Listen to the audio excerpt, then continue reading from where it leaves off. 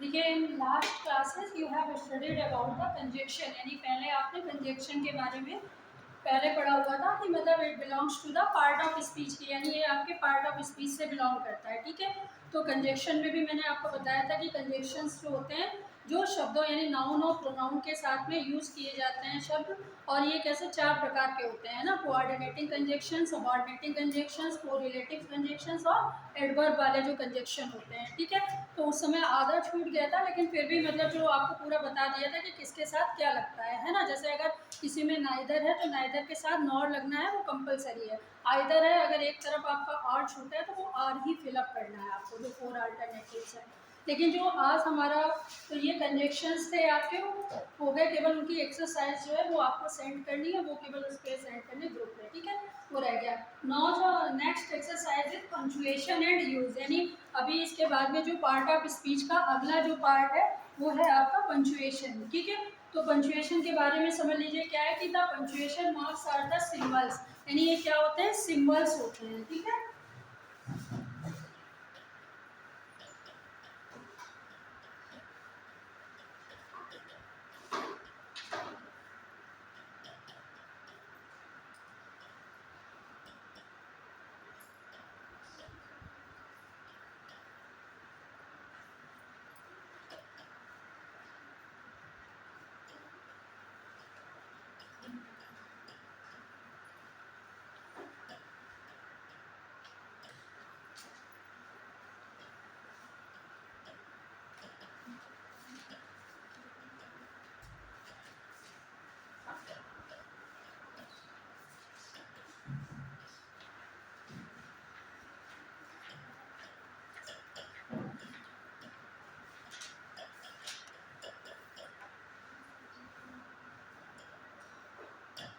देखिए, look at the definition. The punctuation marks are the symbol to create and support meaning within a sentence, यानी जो punctuation marks का जो प्रयोग होता है मार्क का, वो किस लिए किया जाता है, एक सिंबल के रूप में प्रयोग किया जाता है किसी भी मीनिंग को सपोर्ट करने के लिए। यानी फॉर एग्जांपल जैसे आप कोई भी वाक्य लिखते हो, आपने मान लीजिए ये लिखा है he is a good boy. ठीक है, अब हमने जैसे ये सेंटेंस लिखा है, अब इसमें हमने किसी भी प्रकार का कोई पंक्चुएशन मार्क्स का यूज इसमें कहीं पे भी नहीं है। ठीक है, तो ये क्या सेंटेंस कंप्लीट है? नहीं, क्योंकि जब हम कोई भी कंप्लीट सेंटेंस बनाते हैं तो हम क्या करते हैं, उसमें फुल स्टॉप का यूज करते हैं। ठीक है, तो यहाँ पे हमने जो ये लगाते हैं लास्ट में, ये क्या है आपका फुल स्टॉप है। तो फुल स्टॉप जो होता है वो आपका पंक्चुएशन मार्क होता है। ऐसे ही क्या होता है कि अगर हम पूछते हैं कि व्हाट इज योर नेम, अगर आपका नाम पूछते हैं तो क्या होता है, उसके बाद भी हम क्वेश्चन मार्क लगाते हैं। ठीक है, इसी प्रकार से जैसे जब हम किसी के बारे में कोई बात बताते हैं कि मान लीजिए या कोई स्पीच लिखते हैं, honesty is the hermit said honesty is the best policy, तो उन्होंने honesty is the best policy लिखा है, तो उस हम मतलब कहते हैं लाइन को क्या करते हैं, विद इन अ ब्रैकेट, यानी हम उसको एक ब्रैकेट में लिखते हैं। तो जो ब्रैकेट हमारे होते हैं उनके भी चिन्ह क्या होते हैं, आपके पंक्चुएशन मार्क होते हैं। ठीक है, तो ये जो पंक्चुएशन मार्क है इसकी डेफिनेशन इसलिए आपको लिखाई गई है कि इसको आपको लिखना है। मान लीजिए कभी कभी ऐसा भी क्वेश्चन आता है कि आपकी ये डेफिनेशन दे दी गई है कि मान लीजिए पंक्चुएशन यहाँ से हटा दिया गया, ठीक है, इसको नहीं लिखा गया, केवल इतना ही दिया गया है, the marks are the symbol to create and support meaning within a sentence are to break up it is card. Card दे दिया गया, उसके बाद में 4 चीजें आपको दे दी गई, कंजक्शन दे दिया गया, प्रीपोजिशन दे दिया गया, इंटरजेक्शन दे दिया गया और पंक्चुएशन दे दिया गया। अब आपको एक अल्टरनेटिव उसमें ठीक करना है, तो ये क्या कहलाते हैं, आपके पंक्चुएशन मार्क कहलाते हैं ना। इस तरीके का भी क्वेश्चन है कि आपको डेफिनेशन पता होनी चाहिए, मतलब you should remember the definition कि व्हाट इज पंक्चुएशन मार्क, यानी कौन सा पंक्चुएशन मार्क है। ठीक है, तो उसकी डेफिनेशन क्या होनी चाहिए, वो भी एक क्वेश्चन है अपने आप में। यानी अभी तक जो हम आपको क्वेश्चन की जितनी भी डेफिनेशन लिखाते हैं, that is also a alternative question in your, मतलब कहते हैं पीसीएस सिलेबस, यानी वो भी आपके पीसीएस सिलेबस में आता है कभी कभी कि मान लीजिए ऑप्शन के अकॉर्डिंग। नोट कर लिया सभी ने? देखो कौन कौन से हैं, कौन कौन से आपके पंक्चुएशन मार्क।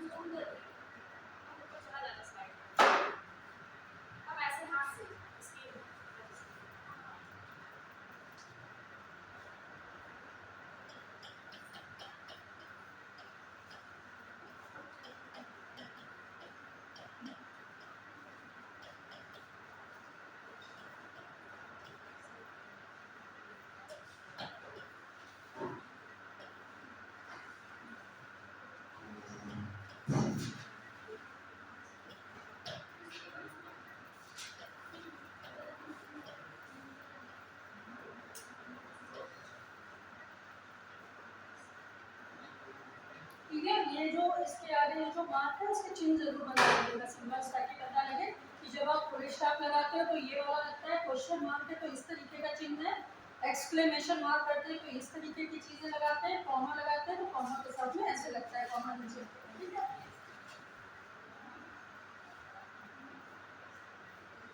नहीं बढ़ेगा क्या?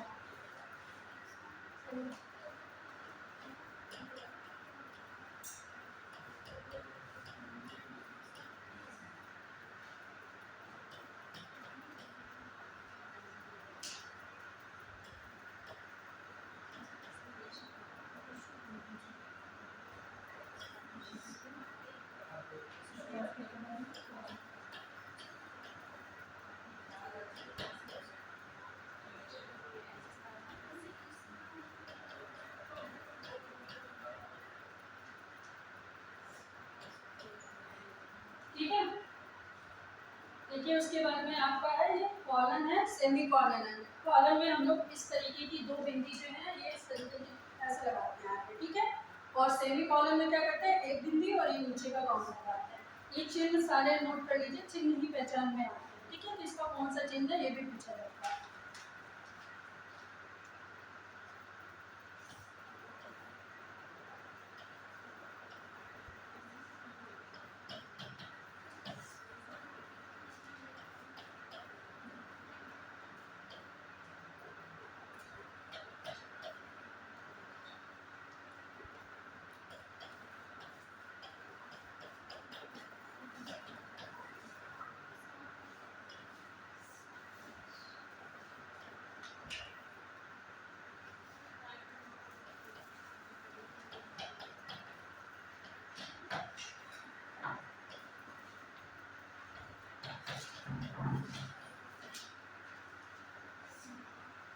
These are the punctuation mark, यानी ये सारे जितने भी पंक्चुएशन मार्क हैं वो सारे हैं आपके, ठीक है। इसको आप लोग नंबरिंग डाल के भी नोट कर सकते हैं, जैसे ये है आपका 5 है, 6 है, 7 है, आपका 8 है, 9 है, 10 है, 11 है। ये जो आपके 11 टाइप्स के हैं, these are called the punctuation mark, यानी ये आपके पंक्चुएशन मार्क कहलाते हैं, ठीक है। इसके बाद में इनका यूज आता है कि मतलब आप कहाँ कहाँ पे फुल स्टॉप यूज करते हो, how to use the apostrophe, यानी आप अपस्ट्रॉफी कहाँ पर यूज करते हो, कहाँ पर आप क्वेश्चन मार्क प्रयोग करते हो। वैसे तो it is an easy exercise कि सभी को पता है कि जहाँ पर क्वेश्चन होता है वहाँ पे हम क्वेश्चन मार्क का यूज़ करते हैं, लेकिन फिर भी किन किन चीज़ों में करते हैं ये हमें पता होना चाहिए। जैसे फुल स्टॉप का हम लोग यूज़ करते हैं तो बहुत सारी चीज़ों में करते हैं कि not only the capital letters या किसी भी सेंटेंस के साथ में ही नहीं, और भी बहुत चीज़ों के साथ में फुल स्टॉप का यूज़ होता है। जैसे फॉर एग्जांपल एब्रीवेशंस के साथ भी आप फुल स्टॉप का यूज़ करते हो, ठीक है। नोट कर लिया सबने। अब देखिए सबसे पहला है आपका use of full stop.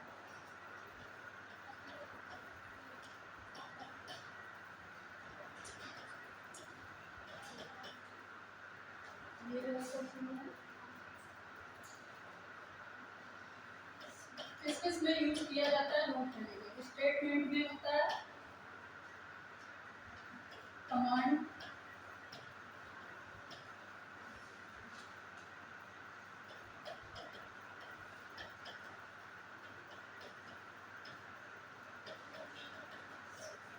Indirect question में होता है,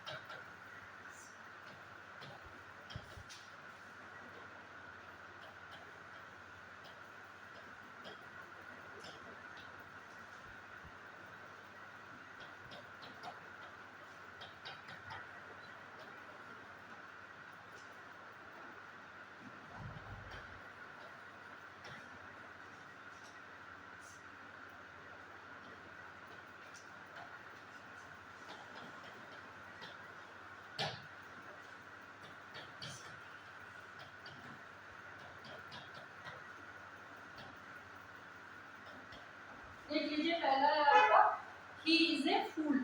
ये क्या है, एक स्टेटमेंट भी हो सकता है, यानी किसी के बारे में कोई भी बात हो सकती है, कोई भी वाक्य हो सकता है किसी के बारे में। जब हम कोई भी स्टेटमेंट करते हैं, यानी जैसे मान लीजिए किसी ने कोई स्पीच बोली, तो अगर स्पीच भी है तो अगर कोई डिलीवरिंग स्पीच है तो उसमें भी हमें क्या करना है, फुल स्टॉप लगाते हैं। जैसे मान लीजिए अगर आपने महात्मा गांधी के बारे में कोई पैराग्राफ लिखा है, तो आप जब दूसरी लाइन शुरू करोगे, यानी पहली लाइन के स्टार्टिंग के बाद if you start the second line, तो then you should use the full stop, यानी तब आपको फुल स्टॉप का यूज़ करना पड़ेगा। ठीक है। दूसरी चीज़ मैंने आपको क्या बताया, कमांड, यानी कमांड के जितने भी सेंटेंस होते हैं, डोंट टेल ए लाई, है ना, गो देयर या कम हियर है, इस तरीके के जितने भी सेंटेंस हैं उन सब में फुल स्टॉप का यूज होता है, यानी वो कमांड के सेंटेंस है तो होगा। ठीक है। नेक्स्ट है आपका इनडायरेक्ट सेंटेंस, यानी जो इनडायरेक्ट आपके क्वेश्चंस होते हैं, यानी ये इनडायरेक्ट क्वेश्चन फॉर्म में जो सेंटेंस है। अब देखिए जैसे ये सेंटेंस है, ही asked me that was my name. अब इसमें सीधे सीधे उसने मुझसे पूछा, तो पूछना क्या हुआ, अपने आप में एक क्वेश्चन हो गया कि वो क्या पूछना चाहता है, व्हाट इज हिज नेम, यानी उसका नाम क्या है, नाम ही तो पूछना चाहता है। तो ये इनडायरेक्ट क्वेश्चन है, यानी इसके अंदर एक क्वेश्चन छिपा हुआ है। जैसे किसी भी रीजन के अंदर कोई भी ऐसे स्टेटमेंट होते हैं जिनके अंदर कोई क्वेश्चन छिपा हुआ होता है, तो वहाँ पर भी हम फुल स्टॉप का यूज करते हैं। ठीक है। नेक्स्ट है इन the last of the sentence, यानी व्हेनेवर अ सेंटेंस स्टार्ट, यानी जब भी कोई सेंटेंस स्टार्ट होता है और भी फिनिश इट, और जब हम इसको फिनिश करते हैं तो देन भी मतलब finish it with the full stop, यानी हम इसको फुल स्टॉप के साथ में ही खत्म करते हैं। ठीक है। और अगर कैपिटल लेटर का जो ये तो मान लीजिए आपको फुल स्टॉप का हो गया, और किस किस चीज़ों में यूज करते हैं वो भी देखते हैं। एब्रीविएशन के साथ भी करते हैं।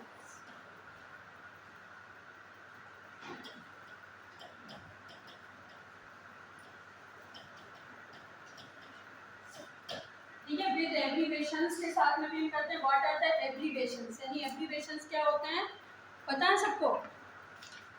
एब्रीविएशंस वो होते हैं जो शॉर्ट मतलब मीन्स, जैसे मान लीजिए आप आईएएस लिखते हो, तो आईएएस का फुल फॉर्म होता है इंडियन एडमिनिस्ट्रेटिव सर्विस। ठीक है।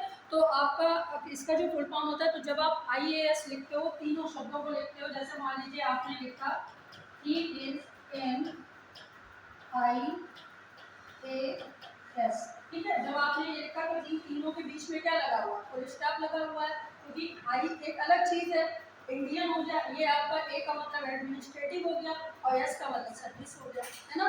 तो ये अपने आप में सेंटेंस, अच्छा सेंटेंस फिनिश हो गया तो फुल स्टॉप लगा हुआ है। जैसे ही इज एन ए में लिखा है, तो अगर ए में लिखा हुआ है तो एम में भी वही है, master of art, bachelor of art, तो ये सारे जितने भी एब्रीविएशन होते हैं उनके साथ में हम फुल स्टॉप का यूज करते हैं। ठीक है।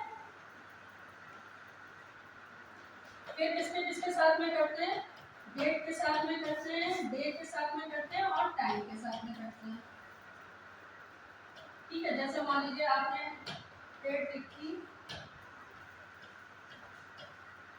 कभी कभी आपने डेट ऐसे लिखी हुई देखी है, अक्सर हम लोग यही करते हैं ना, फुल स्टॉप का यूज करते हैं डेट के बीच में। अगर कभी कभी कुछ लोग हैं तो इस तरीके से भी लिख देते हैं। ठीक है। वो तरीका है लिखने का, लेकिन जो फुल स्टॉप का यूज हम लोग डेट के साथ में भी करते हैं, डे के साथ में भी करते हैं और टाइम के साथ में भी करते हैं। जैसे अगर आपने टाइम लिखा है 10:15 लिखा है, तब भी आप इसके साथ में क्या यूज करते हो, AM PM जो भी यूज करते हो, इन दोनों के साथ में, PM के साथ में भी आप क्या करते हो, फुल स्टॉप लगाते हो दोनों के बीच में, है ना। तो फुल स्टॉप का यूज हम डेट और डे और टाइम के साथ भी करते हैं। फिर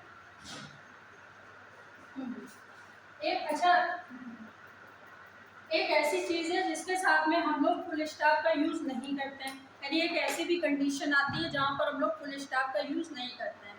कौन सी कंडीशन होती है, जैसे suppose if you are writing an application, अगर आप एक एप्लीकेशन लिख रहे हो तो जब लास्ट में आप अपने सिग्नेचर डालते हो तो वहाँ पर फुल स्टॉप नहीं लगता है। जब आप सिग्नेचर यूज़ करते हो, अपना नाम लिखते हो लास्ट में, तो उसके साथ में हम लोग क्या करते हैं, फुल स्टॉप का यूज़ नहीं करते हैं, उसको फिनिश करते हैं।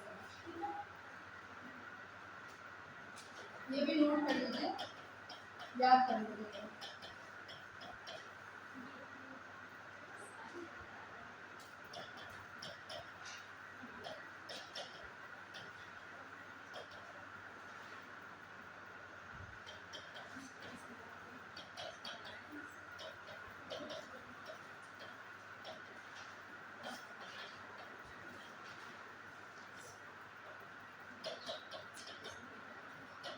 देखिए ये बहुत कॉमन एक मतलब सेंटेंस है, लेकिन इसमें भी आपका एक क्वेश्चन है कि मतलब when we use the full stop, यानी कौन सी ऐसी चीज़ है, मतलब व्हाट इज द मतलब कहते thing when we do not use the full stop, यानी जब हम फुल स्टॉप का यूज़ नहीं करते हैं।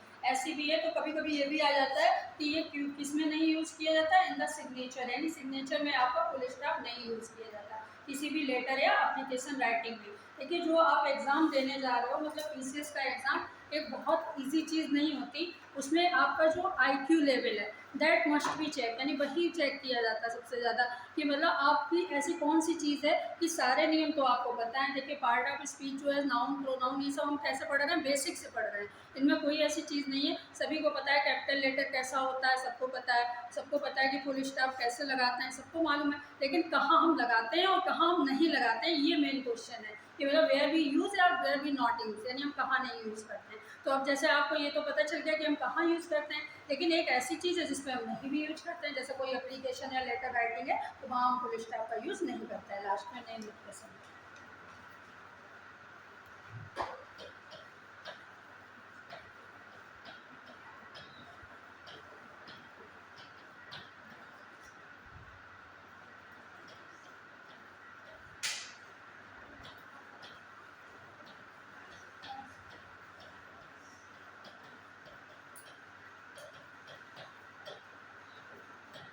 ठीक है, जैसे अभी आप इंग्लिश में लिखते हो, कोई भी रुपए पैसे की बात लिखते हो तो क्या लिखते हो, 100 रुपीज़ एंड 50 पैसा लिखते हो। इसी को जब आप मैथ में लिखते हो तो आप क्या करते हो, कैसे लिखते हो, ये ऐसे लिखते हैं ना, जब मैथ में कैलकुलेशन करते हो तो हम कैसे लिखते हैं, ऐसे तो लिखते हैं 100 और 50, तो जो बीच का आपका जो बिंदु है उसको भी फुल स्टॉप ही बोलते हैं। ये आपकी मैथ की इनमें भी जब हम रुपए और पैसे की बात आती है किसी भी चीज़ में तब भी हम उसको इसी तरीके से करते हैं। अब देखिए जैसे इस पर क्वेश्चन कैसे बनता है हम आपको बता रहे हैं, जैसे फॉर एग्जाम्पल आपको दे दिया गया कि दो लोगों ने इतना पैसा स्पेंड किया, ठीक है, 200 रुपये या 50 पैसे जो भी है वो खर्च किए उन्होंने 200।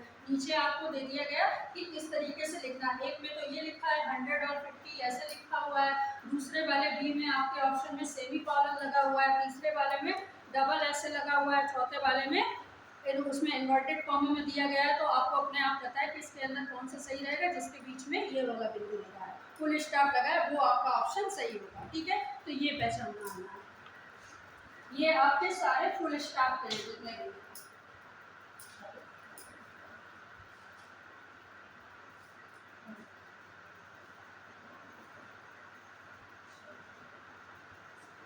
फिर नेक्स्ट देखिए आपका एक्सक्लेमेशन मार्क,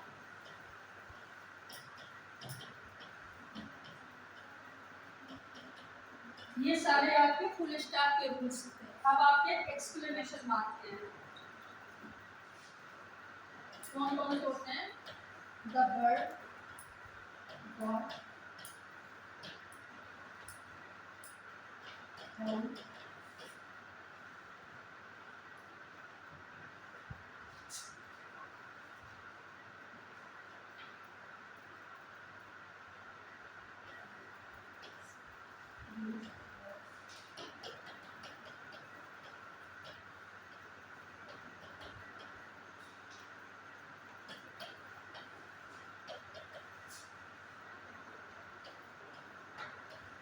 ठीक है।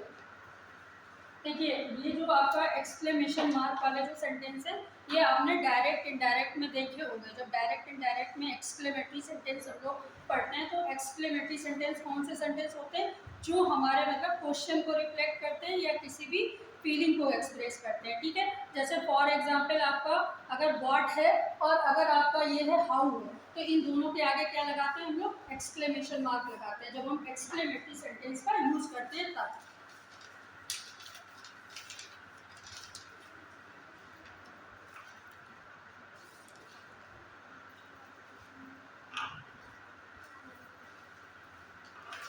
जैसे इस तरीके से हम लोग लगा देते हैं कभी कभी,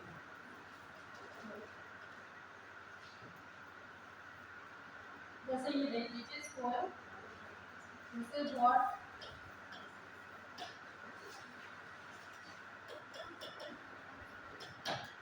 ठीक है,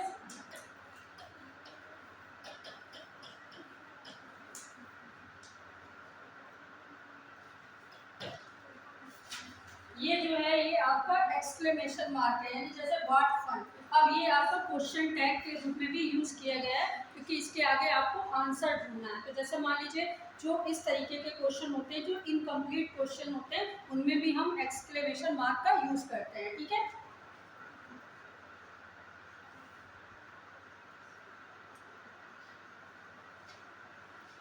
इस तरीके के फीलिंग से भी, जैसे सेटअप आप यूज करते हो। ठीक है,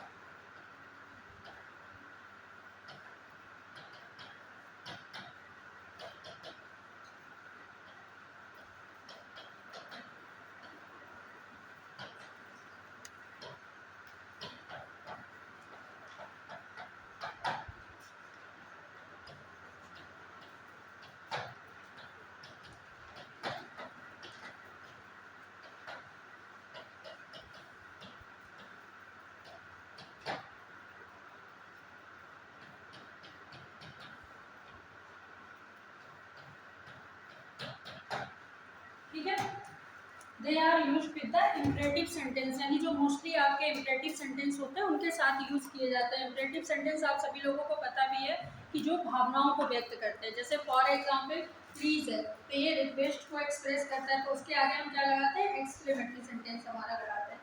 वाव है तो वाव के आगे भी लगाते हैं, आ है तो आ के आगे भी लगाएंगे, क्योंकि दुख को व्यक्त कर रहा है। लास्ट को भी, है ना, हुर्रे हैं, ये वर्ड है। नाइस शॉट है, इस तरीके के वर्ड हैं। या जैसे किसी तरीके के जो वर्ड एकदम बोले जाते हैं, जैसे अमेजिंग बोला गया, कांग्रेचुलेशंस बोला गया, किसी को बेट किया गया, तो ये सारे में एक्सक्लेमेशन मार्क का यूज करते हैं। ठीक है, ये सारा है आपका। नेक्स्ट है आपका एक्सक्लेमेशन है। थर्ड कौन सा है आपका, क्वेश्चन मार्क का, है ना। क्वेश्चन मार्क का प्रयोग कहाँ कहाँ पे करते हैं, देख लीजिए।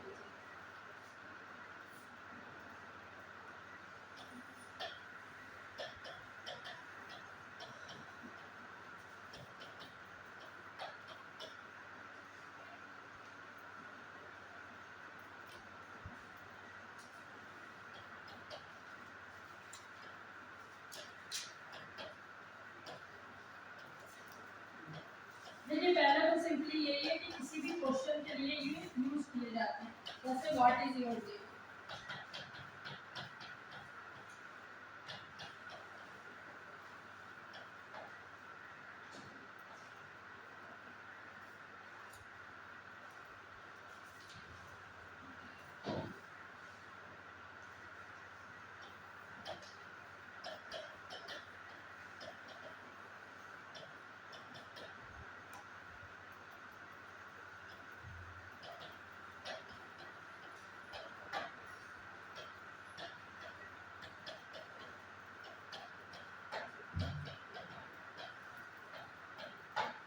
ठीक है। ये देखिए क्वेश्चन टैग में भी इनका यूज किया जाता है। कभी कभी ऐसे सेंटेंस भी आते हैं जिनमें आप लोगों को क्वेश्चन निकालना पड़ता है। जैसे मान लीजिए ये आपने निकाला कि मतलब दिस कहते हैं this watch is very beautiful, तो अगर कोई वॉच है बहुत ब्यूटीफुल है, तो ये होगा कि वाट मतलब कहते हैं मतलब व्हाट वॉच, यानी कैसी वॉच है। हाउ इज द वॉच, यानी हाउ इज, तो हाउ इज केवल दिया गया है, और आपको क्या है, क्वेश्चन टैग होता है। जैसे हाउ लगाना है या वेयर लगाना है, तो आप किसके साथ लगाते हो। जैसे प्लेस अगर पढ़ना है कहीं पे भी, मैंने बताया था आपको पहले भी कि अगर प्लेस का कहीं पे डिस्क्रिप्शन होता है तो हम लोग उसके साथ में वेयर का यूज़ करते हैं। अगर पर्सन का करेंगे, जैसे मान लीजिए ही इज़ ए थीफ, तो उसका एक क्वेश्चन टैग आपको बनाना, तो आप सीधे सीधे यही तो बनाओगे, हु इज़, यानी कौन है। तो कौन है तो मतलब हु इज़ ए थीफ, यानी कौन एक थीफ है, यही तो क्वेश्चन हुआ उसका। अब आप जिसके बारे में भी बता रहे हो तो वो उसका आंसर है, लेकिन क्वेश्चन टैग उसका हु से लगेगा। नेक्स्ट है, अगर किसी वस्तु के बारे में वर्णन कर रहे हो तो बीच का यूज़ करते हैं हम लोग। अगर किसी भी फीलिंग के बारे में, जैसे मान लीजिए कोई सीन है या कोई ब्यूटीफुल चीज़ है, तो उसके साथ में हाउ, हाउ इट इज़, यानी ये कितना है, मतलब how beautiful the scene is, तो आप सीधे सीधे यही तो लगाओगे, हाउ ब्यूटीफुल इज़, और उसके आगे आपने क्वेश्चन टैग लगाया, क्योंकि उसके साथ में हाउ वर्ड लगा हुआ है, तो that is called a question word, यानी वो एक क्वेश्चन वर्ड होता है। तो इनके साथ भी हम लोग यूज़ करते हैं क्वेश्चन वर्ड को। ठीक है, उसके अलावा हम लोग किसके साथ में यूज़ करते हैं, जो हमारे मतलब जैसे मान लीजिए अगर एक वाक्य में बहुत सारे क्वेश्चन हो, मान लीजिए उसमें बहुत सारे क्वेश्चन हो, तब भी हम लोग क्या करते हैं कि क्वेश्चन मार्क का यूज़ करते हैं। जैसे आपने डायरेक्ट इनडायरेक्ट का एग्जांपल देखा होगा, तो जो डायरेक्ट सेंटेंस है उसमें बहुत सारे सेंटेंस क्वेश्चन मार्क के भी होते हैं। जैसे मान लीजिए the teacher asked the teacher said to students, यानी टीचर ने स्टूडेंट से कहा कि व्हाई यू नॉट मतलब coming in the class regularly, है ना। व्हाट इज योर वर्क, यानी तुम्हारा काम क्या है ना। Why you have wasted time, यानी अब ये 3 क्वेश्चन एक साथ में कर दिए गए। तो जब तीनों क्वेश्चन एक साथ में, तो आप उसमें क्या लगाओगे, क्वेश्चन मार्क ही लगाओगे। अब आप जब इसका इनडायरेक्ट बनाओगे तो हमें इनडायरेक्ट में किसी भी क्वेश्चन को नहीं हटाना है, केवल हमें इनडायरेक्ट के अकॉर्डिंग बनाना है। जैसे हमारा जहाँ पर इज होगा वहाँ पर हम उसको वाज कर देंगे, जहाँ पर आर होगा वहाँ पर वर्क कर देंगे, केवल इतना ही है, उसको पास्ट टेंस में चेंज करना है। और वो आपका इफ़ या वेदर, जो हमने आपको पहले भी बताया था कि अगर क्वेश्चन वाले सेंटेंस होंगे तो इफ़ और वेदर का यूज़ नहीं होगा। और अगर आपका हेल्पिंग वर्ब से शुरू हुआ है, डू डिड डज है, हैव हैज़, इनसे शुरू हुआ है, तो आप लोग इफ़ या वेदर का प्रयोग करेंगे, ठीक है। तो आप उसका प्रयोग करेंगे, लेकिन ये क्वेश्चन मार्क जो है वो सब में लगेगा। आपको पहचानना आना चाहिए कि ये जो है जितने भी हमारे जो सेंटेंस होते हैं इंट्रोगेटिव वाले, उनमें हमें क्वेश्चन मार्क लगाना है। और क्वेश्चन मार्क कौन सा है, यानी आपका इस तरीके का जो बनता है वो चिन्ह क्वेश्चन मार्क का है, ठीक है। जैसे कि मान लीजिए एक सेंटेंस आपको दे दिया गया, व्हाट इज योर नेम ही दे दिया गया और नीचे लिख दिया गया द, मतलब कहते हैं the question belongs to the punctuation of. अब नीचे दे दिया full stop, semicolon, colon और क्वेश्चन मार्क। अब आपको पता है कि ये क्वेश्चन मार्क है, तो क्वेश्चन मार्क एक टिक करोगे। ये है, ये चीज़ें आपने पहले सब पढ़ी हुई है, बट यही है कि उनको हमें यूज कहाँ पे करना है, वो हमें ध्यान देना है। नेक्स्ट है आपका कैपिटल लेटर का यूज, देखिए सबसे इम्पोर्टेंट।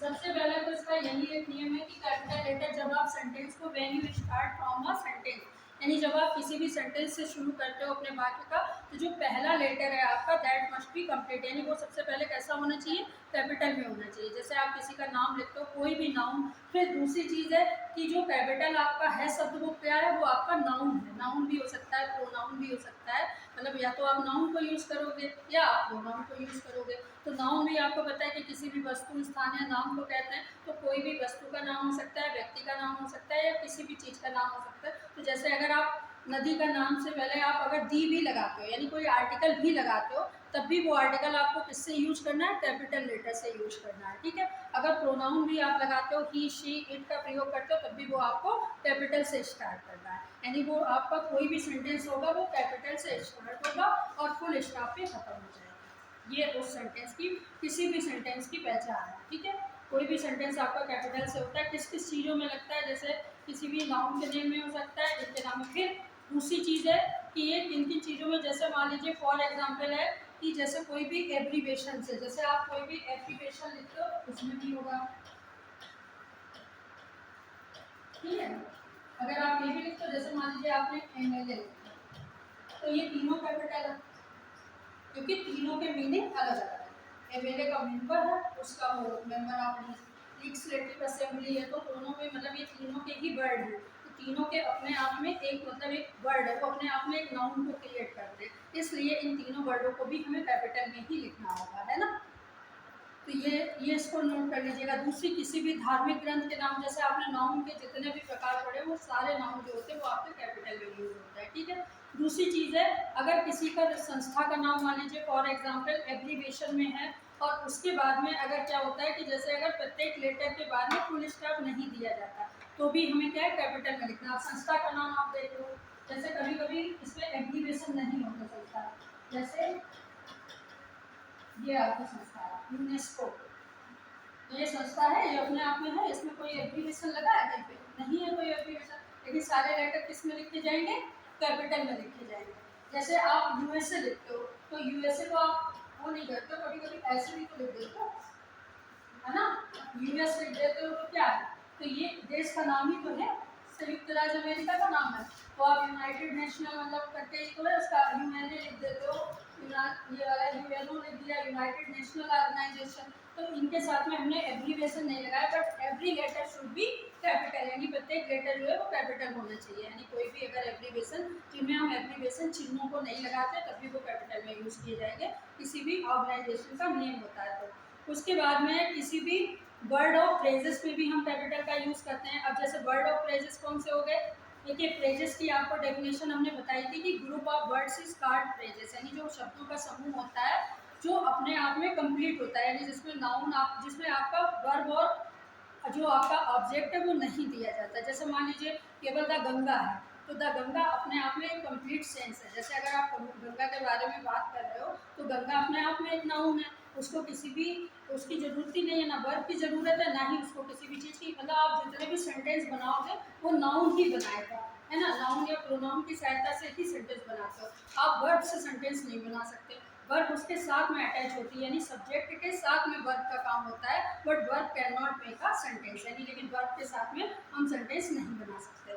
वो हम जब भी बना सकते हैं जब हम उसको नाउन के साथ प्रयोग करें, यानी बिना नाउन के कोई वर्ब नहीं होती। तो जैसे द गंगा हो गया, द हिमालय होगा, द रोम हो गया, द यूरोप हो गया, तो जितने भी कंट्रीज के नाम है वो सब आपके कैपिटल से ही होंगे सारे नाम, ठीक है। दा है तो दा पहले कैपिटल होगा, हिमालय है तो हिमालय कैपिटल से एस से लिखा जाएगा, ठीक है। नेक्स्ट है आपका जैसे किसी भी मतलब मान लीजिए अगर किसी व्यक्ति के नाम से पहले उसका टाइटल हो तब भी हम लोग क्या करते हैं कैपिटल लेटर का यूज करते हैं, ठीक है। अब जैसे टाइटल का नाम मान लीजिए ये हो गया,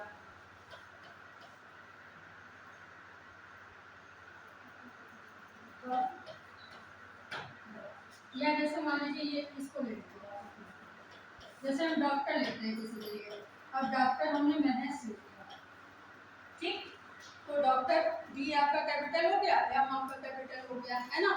मतलब ये डॉक्टर प्रोफेसर किसी के लिए भी है, जरूरी नहीं खाली डॉक्टरी की बात कर रहा हूँ, और ये भी नहीं महज गुप्ता की बात कर रहा हूँ, और भी कोई डॉक्टर हो सकता है, तो जरूरी नहीं है, मतलब वो किसी की उपाधि की बात कर रहे हैं, डेजिग्नेशन। जैसे द प्रिंसिपल लिखते हो तो द प्रिंसिपल से पहले दी जो है आपका दा है, उसमें जो टी है वो आपका कैपिटल से बनेगा और प्रिंसिपल का पी आपका कैपिटल से बनेगा, इतना समझ लीजिए कि इनके साथ लगना है, ठीक है। नेक्स्ट है अगर किसी भी व्यक्ति का मान लीजिए टाइटल के बाद उसका नाम नहीं है मान लीजिए, और टाइटल को अगर हम स्मॉल लेटर से लिखते हैं तब भी क्या हो जाएगा, तो हम उसे स्मॉल लेटर से लिखते हैं। जैसे मान लीजिए अगर किसी व्यक्ति का टाइटल है और उसका टाइटल का ऐसे नहीं है, जैसे ये डॉक्टर नहीं, अगर खाली डॉक्टर लिखा है तब भी लगेगा ही इज अ डॉक्टर, ठीक है।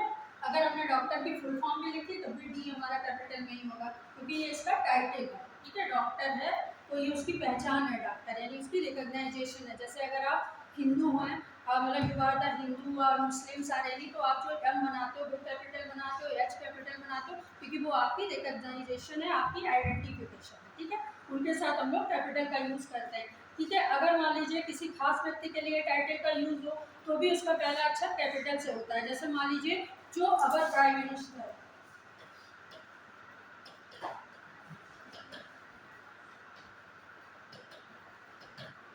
ठीक है, जो हमारे प्राइम मिनिस्टर है, तो ये प्राइम मिनिस्टर के बारे में बात हो रही है तो वो भी आपका प्राइम जो वाला है वो भी आपका कैपिटल से ही होगा, क्योंकि प्राइम मिनिस्टर भी एक डेजिग्नेशन ही है, किसी व्यक्ति के बारे में बात हो रही है, और जो उनका नाम है उसकी भी शुरुआत भी कैपिटल से ही होगी, यानी किसी का नेम होगा तो वो भी वही चीज़ है।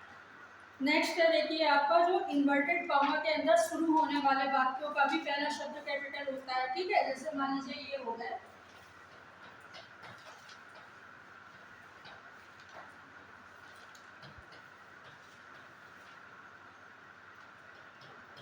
ठीक है। तो जैसे I am a good boy लिखा तो आई आपका कैपिटल से होगा, ठीक है। तो जो भी जिसके बारे में बात करो, जैसे mister Narendra Modi is our prime minister, तो वो कैपिटल इन्वर्टेड कॉमा में अगर लिखा हुआ है तो वो कैपिटल से होगा, ठीक है। जैसे यू आस्क मी है ना, ही सेड, तो अगर ही सेड है तो एच जो है आपका उसके बाद में to work all the time, तो ये आपका होगा कैपिटल से है। अगर क्वेश्चन में दो या दो से अधिक भागों में पूछा जाए, जैसे मान लीजिए किसी भी क्वेश्चन में अगर दो भागों में हो रहा है, जैसे मान लीजिए यू आस्क मी, ठीक है, जैसे यहाँ से पूछा गया,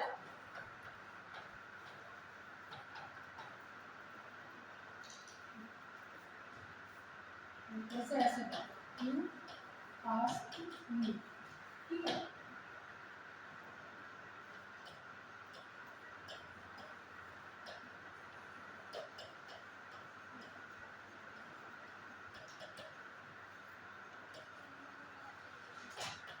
ठीक है, यू आस्क मी तो ये आपका कैपिटल से होगा, और जो इन्वर्टेड कॉमा की पहले स्पीच है वो आपका कैपिटल से होगी, वर्ड जो है वो आपका कैपिटल से होगा, ठीक है, क्योंकि वो क्वेश्चन से स्टार्ट हुआ है, लेकिन पहला शब्द है इन्वर्टेड कॉमा का, इसलिए वो स्टार्ट होगा उससे।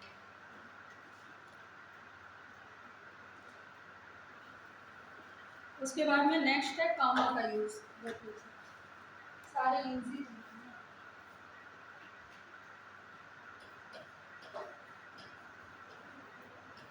कॉमा का चिन्ह ये वाला होता है ना,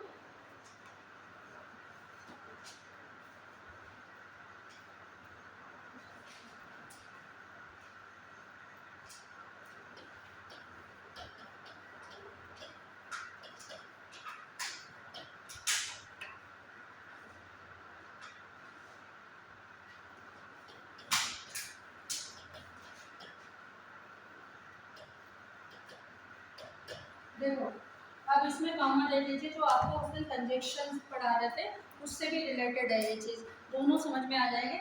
जैसे इफ़ यू आस्क मी, देखिए ये दो सेंटेंस है, दूसरा है आई विल हेल्प यू। उस दिन हमने आपको बताया था कि जब दो सेंटेंस एक साथ में यूज किए जाते हैं तो पहला प्रिंसिपल क्लास है, दूसरा सबऑर्डिनेट क्लास है, यानी पहला सेंटेंस आपका ये है, दूसरा इससे रिलेट किया हुआ है। तो ये होगा, तो जो प्रिंसिपल क्लास और सबऑर्डिनेट क्लास दोनों हो सेंटेंस, तो हम उनके बीच में क्या करते हैं, कॉमा का इस्तेमाल करते हैं। तो जैसे पहला सेंटेंस आपका था इफ यू आस्क मी, उसके बाद कॉमा लगा हुआ है, हम लोग कॉमा का यूज करते हैं। फिर दूसरा सेंटेंस है, उसके बाद में हम लोग एज इट इज ही लास्ट में ये लगा के फुल स्टॉप का यूज करते हैं। ठीक है, मतलब दोनों सेंटेंस अगर प्रिंसिपल क्लास और सबऑर्डिनेट क्लास दोनों दिए गए हैं तो दोनों के बीच में हम कॉमा का यूज करेंगे। ठीक है, नेक्स्ट आपका देख लीजिए, कोई भी सेंटेंस है, जैसे मान लीजिए फॉर एग्जाम्पल किसी में शब्द दिए गए हैं, जैसे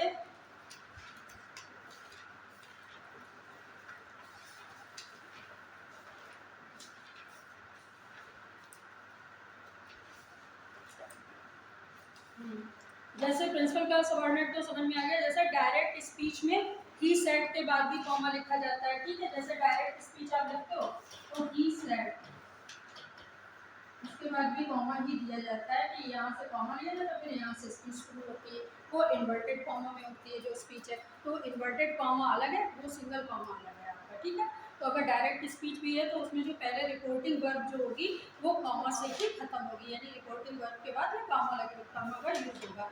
ठीक है, अगर मान लीजिए किसी भी जगह, मान लीजिए अगर ये आ जाता कोई क्वेश्चन वर्ड में, मान लीजिए अगर उसको मतलब वो जैसे इज ही वेरी टेल, अगर ये सेंटेंस होता मान लीजिए,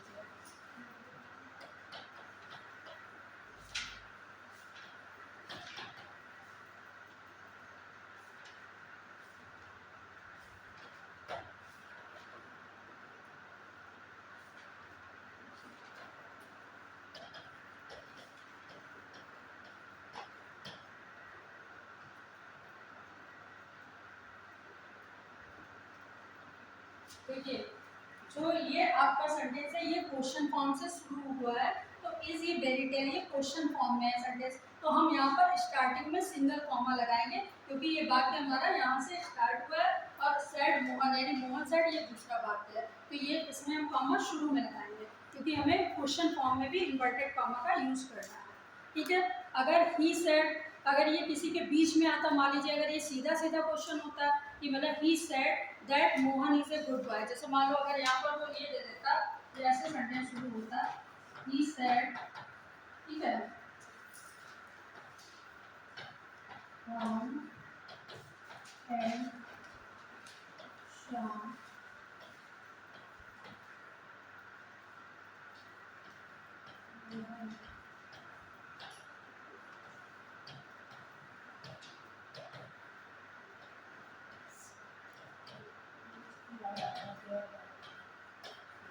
ठीक है, तो जैसे देखिए यहाँ पे तीन नाउन है, राम है, श्याम है, मोहन है, तो तीनों के बाद जब राम और श्याम लिख लेंगे तो राम और श्याम तो अलग अलग हो गए इन दोनों, लेकिन मोहन से कोई टाइप वो अलग नहीं है, तो इनके बीच में कॉमा लगेगा। यानी जब आप एक साथ तीन पर्सन का यूज करते हो, ये पहले भी बता चुके हैं, तो उनके बीच में कॉमा का यूज करते हैं तीनों को अलग अलग दिखाने के लिए, क्योंकि देखिए राम और श्याम तो दो अलग हो गए, लेकिन थर्ड पर्सन है वो कॉमा के साथ में शुरू होगा।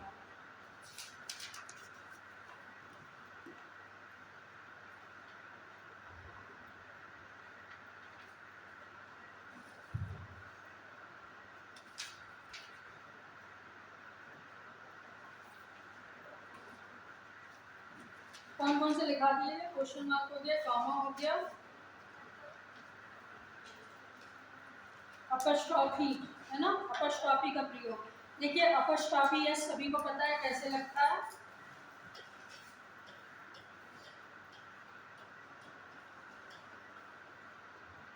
ठीक है, अगर यस हमें ऊपर लगाना तो हम सिंगल कॉमा लगा देते हैं ऊपर की तरफ, उसको अपस्ट्रॉफी बोलते हैं। ठीक है, जो सिंगल कॉमा, जैसे राम है तो राम्स बैग, मोहन्स वर्क। ठीक है, तो जब किसी के साथ में कुछ बताने के लिए कहते हैं तो अपस्ट्रॉफी ऊपर की तरफ लगता है, यानी जो आपका कोई भी संबोधन होगा तो उसको हम लोग क्या कहते हैं, अपस्ट्रॉफी बोलते हैं। इस संबोधन को जो ऊपर की तरफ लगते हैं उनको तो सिंगल कॉमा लगता है। तो देखिए किस किस में होता है, जैसे सिंगल नाउन के अंत में क्या होता है कि एस नहीं होता, उसमें हम लोग एस बनाकर यूज करते हैं। जैसे द सिंगुलर नाउन कौन कौन से होते हैं, अब आप सिंगुलर नाउन समझ लो कौन कौन से होते हैं। बॉय जो है वो आपका सिंगुलर नाउन में हो गया, मैन सिंगुलर नाउन में हो गया, वुमेन सिंगुलर नाउन में। जैसे जब हम किसी एक औरत की बात कर रहे हो, एक बॉय की बात कर रहे हो, किसी का नेम भी ले रहे हो तो वो सिंगुलर नाउन है, लेकिन उसकी किसी भी बिलोंगिंग के साथ में हम लोग क्या यूज करते हैं, जैसे राम्स वर्क या राम्स बुक। तो जब राम की किताब है तो उसके साथ अपस्ट्रॉफी एस लगाकर ही उसकी बुक बताएंगे, तो अपस्ट्रॉफी एस का प्रयोग करेंगे। यानी अगर कोई भी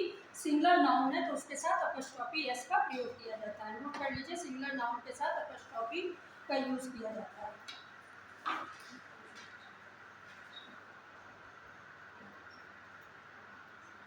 लेकिन प्लूरल जो नाउन होते हैं उनमें अपस्ट्रॉफी का यूज कैसे किया जाता है। अगर प्लूरल नाउन है तो वो आपके क्या हो जाते हैं, जैसे कि मान लीजिए प्लूरल नाउन है तो ये योर है, ये आपका प्लूरल में आ गया। ठीक है, सबको आपको सिंगल सब्जेक्ट तो पता ही थे, ही शी इट आपके सिंगल जो सब्जेक्ट है उनमें आते हैं, और प्लूरल में आई वी यू दे ये सब आपके प्लूरल में आते हैं, तो योर भी आता है, तो योर के आगे हम लोग एस लगा देते हैं। ठीक है, मतलब जैसे कहते हैं द, मतलब कहते हैं the book is belongs to yours, यानी ये किताबें तुम्हारी हैं। जैसे किसी भी प्लूरल नाउन में बताया कि ये उनकी हैं तो उनके साथ में एस का प्रयोग कर देते हैं। जैसे यो, अगर योर है तो योर के साथ में एस लगा देंगे कि मतलब ये योर्स यानी तुमसे बिलोंग करती हुई है। जैसे मान लीजिए अगर कोई ऐसे, जैसे I have a pair of jeans, तो आपको जीन्स में अपस्ट्रॉफी एस में दिया गया, पहचानना क्या है, देखिए ऐसा है। तो अगर आपका सिंगल है, ठीक है, तो सिंगल के साथ में ये लिखा होगा। जब आप सिंगल के साथ लगाते हो तो आप क्या करते हो, यहाँ पे लगाते हो, उसको सिंगल वाले को यहाँ पे लगा देते हो। ठीक है, और अगर आप प्लूरल के साथ में यूज कर रहे हो, जैसे खाली ये बुक की अगर हम बात कर रहे हैं, मोहन बुक यानी मोहन्स बुक, तो मोहन की किताब है, एक किताब की बात कर रही है तो ये मोहन्स बुक हो गई। ठीक है, और अगर इसी को बुक्स कर दें, प्लूरल में नाउन में चला जाए तो क्या हो जाएगा, मोहन बुक्स, तो हम प्लूरल में एस लगा देंगे। ठीक है, जो हमारा सिंगुलर वाला अपॉस्ट्रोफी एस था वो प्लूरल में चला जाएगा अगर प्लूरल नाउन में है तो। ठीक है, अगर सिंगुलर नाउन में है तो नाउन के साथ है तो आप वो वाला एस लगाइएगा, सिंगुलर वाला जो आपका चिन्ह बोल देगा। ठीक है, फिर है देखिए कॉन्ट्रैक्शंस के जो अक्षर होते हैं जैसे उनमें भी होता है। जैसे कभी कभी आपको मान लीजिए 8 o'clock, अब कॉन्ट्रैक्शंस कैसे हो गए, देखिए 5 o'clock ये है तो हम लोग ऐसे लगा देते हैं कभी कभी। ठीक है, इस तरीके के जो हम लगाते हैं 5 o'clock 6 o'clock, उनके साथ में जो सिंगल अपस्ट्रॉफी लगाते हैं तो टाइम के साथ भी हम लोग उनका यूज करते हैं। लिख लीजिए टाइम के साथ अपस्ट्रॉफी का यूज होता है। किसी भी न्यूमेरिकल यानी किसी भी संख्या के साथ होता है, किसी भी अक्षर के साथ हम लोग अपस्ट्रॉफी एस का प्रयोग करते हैं, यानी जो सिंगल अपस्ट्रॉफी का चिन्ह है उसका प्रयोग करते हैं। लेकिन अगर ये प्लूरल में आ गया, जैसे मान लीजिए संख्याएं हैं, जैसे 4 हो गया 6 हो गया, तो क्या करते हैं कि जैसे कपिल हिट 3 4, यानी उसने मतलब 3 4 एंड 2 साइड्स, यानी उसमें आगे एस लगा देते हैं, जैसे अगर प्लूरल नाउन है तो।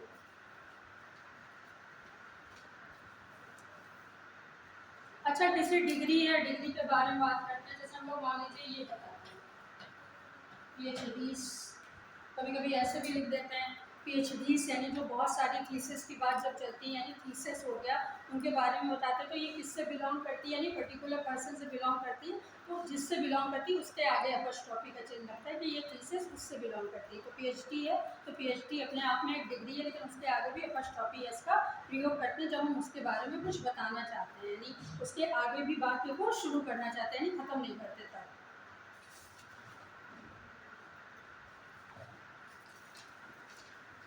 इंग्लिश की क्लास चल रही, बच्चे कम है, ये रूम बना रहे हैं बैठ जाओ बेटा, बैठे रहो। आप ऊपर ही ओके।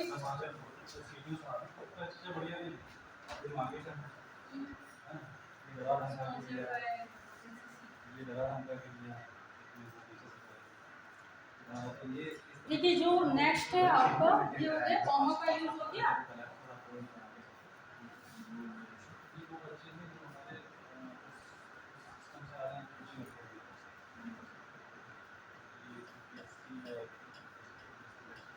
सेट कितना होगा उसमें इंग्लिश आता है। देखिए कॉलम, तो कॉलम में भी आप क्या कहते हो जब दो मतलब हम लोग क्या कहते हैं when we start with two मतलब पॉइंट्स, यानी हम इसको 2 पॉइंट्स से एक्सप्लेन करते हैं, यानी कॉलम का यूज करते हैं। यूपीएससी वाले दोनों में है बच्चे जो पीएससी वाले यूपीएससी दोनों का सिलेबस एक ही होता है और सी सेट में इंग्लिश क्या है ठीक है, यूज ऑफ कॉलम देखिए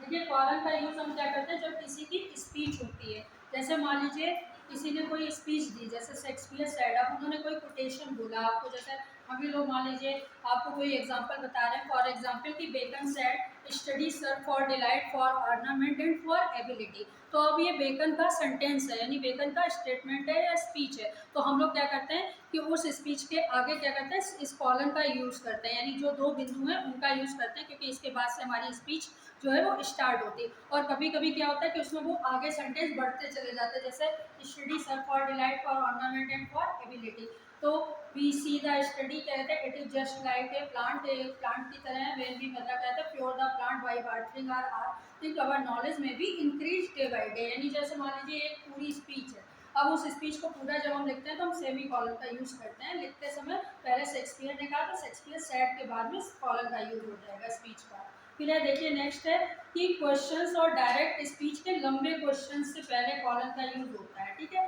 जो लंबे क्वेश्चंस हो गए, जैसे मान लीजिए कोई भी, जैसे किसी ने कोई मतलब अभी हमने आपको क्या बताया, जैसे कोई स्टेटमेंट दिया कोई स्पीच दी, तो वो क्या होता है कि एक दो लाइनों में बात खत्म होती है, जैसे मान लीजिए कोई टीचर है, अगर वो किसी व्यक्ति को कोई पार्ट के बारे में बता रहा है, जैसे मान लीजिए कोई आप ले लो लाइन किसी भी चैप्टर की ले लो, जैसे फॉर एग्जाम्पल आप 12th का पहला चैप्टर ले लो, यानी जो आपका माई स्ट्रगल फॉर एन एजुकेशन, तो सबसे पहले लाइन क्या होगा, बुकर टी बसीगेटन सेड, तो जब सेड लिखोगे तो सेड के आगे आपने कॉलन का यूज़ किया, उसके बाद पूरी लाइन है कि while I was working in a coal miner I have coal mine I have over here two coal miners were talking about a great school situated in Virginia, है ना, इतनी तो लाइन थी। अब इस लाइन को आपने लिखा तो पूरी लाइन आपकी स्पीच चलती चली गई, लेकिन उससे पहले किसका यूज़ किया, वो कॉलन का यूज़ किया, तो ये आपका है, ठीक है। नेक्स्ट है आपका कि वाक्य से पहले कहीं बात अगर उस संबंध में कोई एक्सप्लेनेशन देना, यानी अगर कोई एक्सप्लेनेशन देना हो तो भी दोनों के बीच में कॉलम का यूज़ किया जाता है, सेम थिंग है जो अभी आपको बता रहे हैं कि जैसे कोई एक्सप्लेनेशन है, कोई जैसे आप वर्ड की लाइन ले लीजिए, पोएम की ले लीजिए या निबंध की ले लीजिए, ऐसे की ले लीजिए, तो वो कहीं पे स्टॉप नहीं होता, जैसे आप फ्रांसिस बेकन का ऐसे ले लें तो उन्होंने क्या किया कि हर ऐसे के आगे क्या है कि इसको कॉलम से स्टार्ट होता चला गया, यानी वो खत्म नहीं हुआ, 2-3 पैराग्राफ में खत्म होता है जाके, तो ये चीज़ क्या होती है, उससे पहले हम लोग कॉलम का यूज़ करते हैं इन सब चीज़ों में। फिर है कॉलम का यूज़ किस में होता है, आपके बर्थ सर्टिफिकेट में होता है, नोट कर लीजिए किस किस में होता है।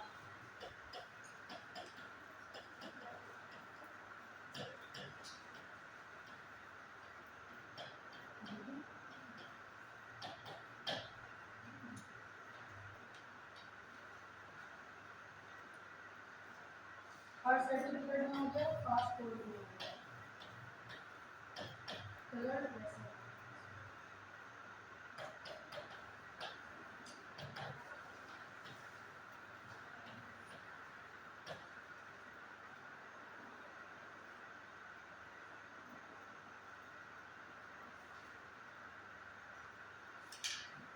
देखो जैसे ये होता है जो है बर्थ सर्टिफिकेट में हो गया, पासपोर्ट, जैसे आपकी डेट मान लीजिए कोई चीज़ आपकी 4 जुलाई ऐसे करके लिख दिया गया,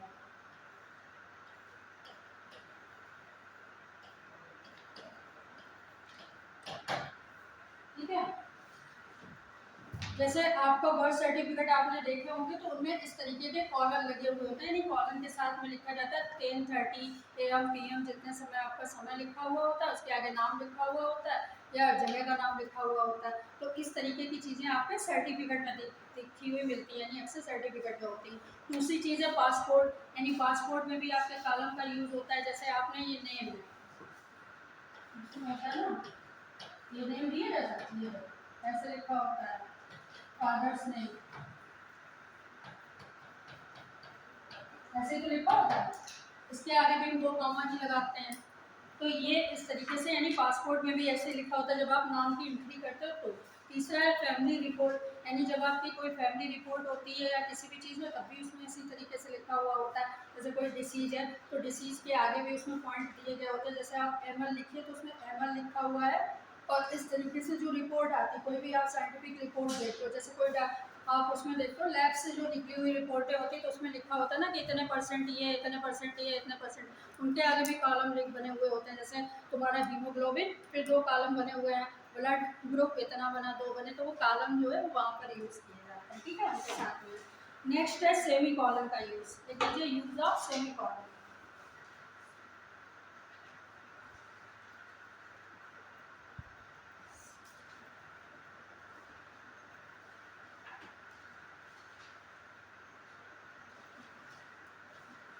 देखो सेमी कॉलम का यूज कहाँ पर होता है कि जहाँ पर मतलब मान लीजिए इस तरीके के इंटरेटिव सेंटेंस जहाँ पर होते हैं, जैसे प्लीज गो देयर, यानी कुछ सेंटेंस इस तरीके से दिए जाते हैं।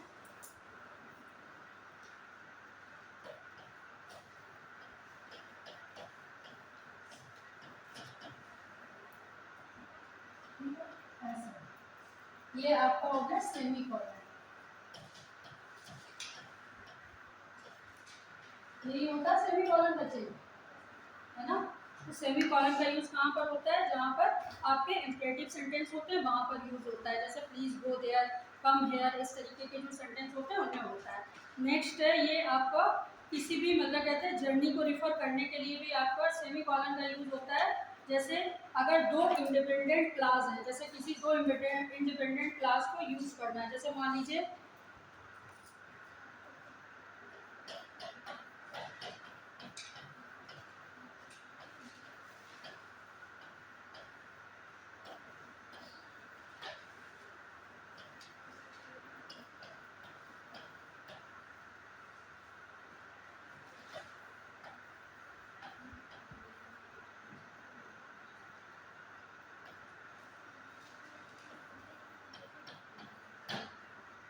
ठीक है, तो इस तरीके से भी हम उसको सेमी कॉलन को यूज कर सकते हैं। ठीक है, अगर मान लीजिए ये सेमी कॉलन यहाँ पर भी लग सकता था, अगर इसके आगे कोई वाक्य बहुत शुरू हो जाता, मान लीजिए ठीक है, गुड मैन आपको so he tries to work hard,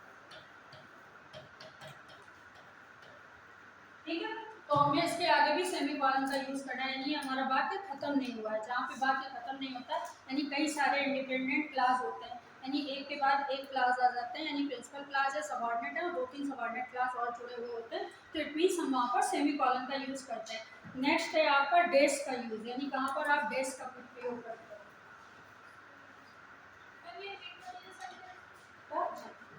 क्या हुआ? अच्छा रिपीट कर दो, चलो दूसरा लेकर फिर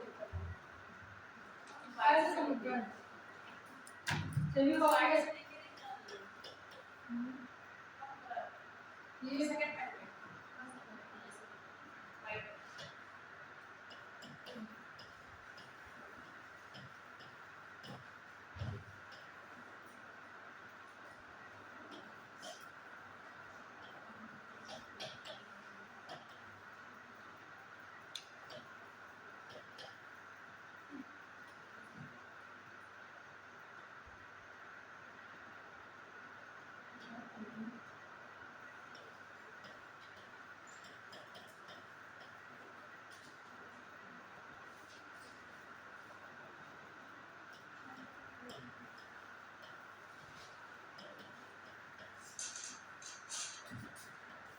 देखो ये है, जैसे कि इज ए गुड मैन, ये एक सेंटेंस हो गया। इसके बाद में हमने सेमी कॉलन से सेंटेंस शुरू किया क्योंकि ये खत्म नहीं हो रहा सबऑर्डिनेटर इवन लगा हुआ है यहाँ पर, इवन की वजह से सेमी कॉलन है क्योंकि ये सेंटेंस अभी बढ़ेगा। फिर उसके बाद थर्ड हमने जोड़ दिया एंड फेल्स, यानी वो वर्क भी करता है कंटिन्यूएशन, फिर हमने उसके आगे सेंटेंस जोड़ दिया। तो जब हम कई सेंटेंस को एक साथ जोड़ते हैं तो हम सेमी कॉलन का यूज़ करते हैं क्योंकि वो सेंटेंस कहीं पे खत्म नहीं होते, वो लास्ट में जाके फुल स्टॉप पे 2-3 ये इंडिपेंडेंट सेंटेंस है। देखो he is a good man एक सेंटेंस है, even he tries to work hard दूसरा सेंटेंस है, और फेल्स जो है वो तीसरा सेंटेंस है। ठीक है, तो तीनों इंडिपेंडेंट सेंटेंस है, यानी पहले का दूसरे के साथ कोई वो नहीं है, एक पहला एक अलग चीज़ है, दूसरा उससे उत्पन्न हुआ, तीसरा उससे भी जुड़ा हुआ कारण है ना। सेमी कॉलन है। नेक्स्ट है आपका डेज का यूज, यानी आप डेज का यूज कहाँ पर यूज करते हो। ये डेज है, ये वाला शब्द है, ठीक है। डेज सभी को पता है हम लोग कहाँ पर यूज करते हैं, जैसे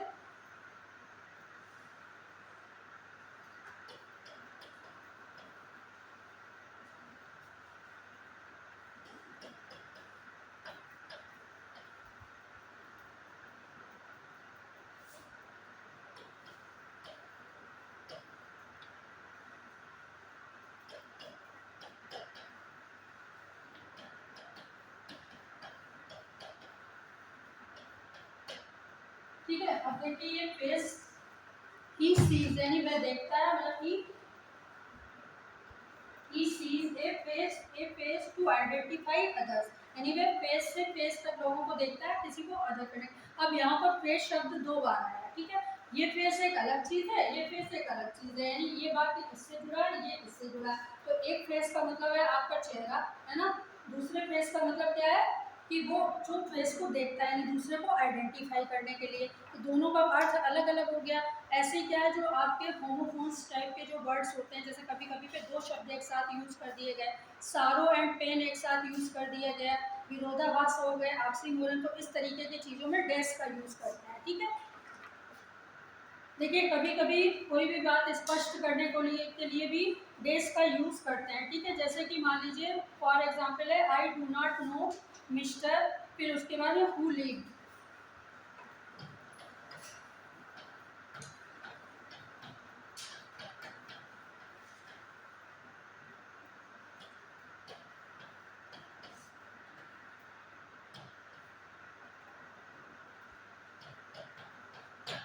ठीक है। कभी कभी ऐसा होता है कि किसी भी नेम को सीक्रेट रखने के लिए भी हम डेज का यूज करते हैं, ठीक है। जैसे किसी का नाम हम नहीं बताते, हिडन रखना चाहते हैं, तब भी हम लोग उसमें डेज का यूज करते हैं, ठीक है। किसी भी बात को क्या कहते हैं, किसी भी बात को जोड़ देने के लिए, यानी जब हम लॉन्ग पुस्तक के लिए उस बात को करते हैं कि जैसे he is famous in all and all, ठीक है। कभी कभी आपने इस तरीके की बात भी देखे होंगे जिसमें लॉन्ग तक चलते चले जाते हैं, डैश डैश डैश डैश होता है, जिसका डैश डैश का कोई मतलब नहीं होता। ये उपन्यास जो आपकी नॉवेल्स वगैरह होती है उनमें यूज होता है, लेकिन ये क्या होता है कि ये वाक्य बहुत लंबे तरह तक होता है। जैसे मान लीजिए सपोज देन आपने नॉवेल्स पढ़े होंगे, तो नॉवेल्स में जैसे किसी भी हम ध्वनि को बताते हैं, जैसे साउंड को जब बताते हैं, जैसे मान लीजिए टिक टिक टिक टिक टिक टिक, अब टिक टिक की कोई परिभाषा तो नहीं होती टिक टिक टिक टिक की, ऐसे घोड़ा चला कड़क कड़क, तो घोड़े की उसकी आप कैसे बता सकते हो कि उसकी वो आपकी धुन थोड़ी ना समझ में आएगी। लेकिन क्या है कि उसके साउंड को रिफ्लेक्ट करने के लिए हम लोग डैश का इस्तेमाल करते हैं, जैसे कि ब्रेक्स ब्रेक्स ब्रेक्स, तो अब ब्रेक्स ब्रेक्स ब्रेक्स है ना, तो उसके बाद में टूटना ही है। तो चीज़ें जब जो जैसा होती है ना, साउंड जैसा कोई चीज़ का साउंड आप करो, गर गर गर गर गर गर गर हो गया, मर्मरिंग साउंड हो गया, तो जैसा रोने का कोई साउंड थोड़ी ना है इसका, कोई जैसे कोई आदमी चीखता है चिल्लाता कोई बात कर रहा है, तो उसका कोई बहुत लंबे समय, लेकिन वो साउंड कैसे होते हैं, दूर तक होते हैं लंबे समय तक। जैसे कोई सिस्कियाँ लेता है, तो सिस्कियों का कोई साउंड तो है नहीं, रोने का कोई साउंड नहीं है, लेकिन बस ये क्या है कि जितनी तरीके से जो रो पाए, लेकिन उसका क्या है लंबे समय तक है। यानी कि जैसे अगर किसी की टिक टिक टिक टिक भी लिखी हुई है नॉवल में, तो आप सोचोगे, यानी आपका क्या होगा, एक माइंड आपका वहाँ पे स्ट्रक करेगा कि यहाँ पर टिक टिक टिक टिक का मतलब अब क्या हुआ, व्हाट हैपेंड, यही तो आता है जैसे हम कोई कहानी पढ़ते हैं।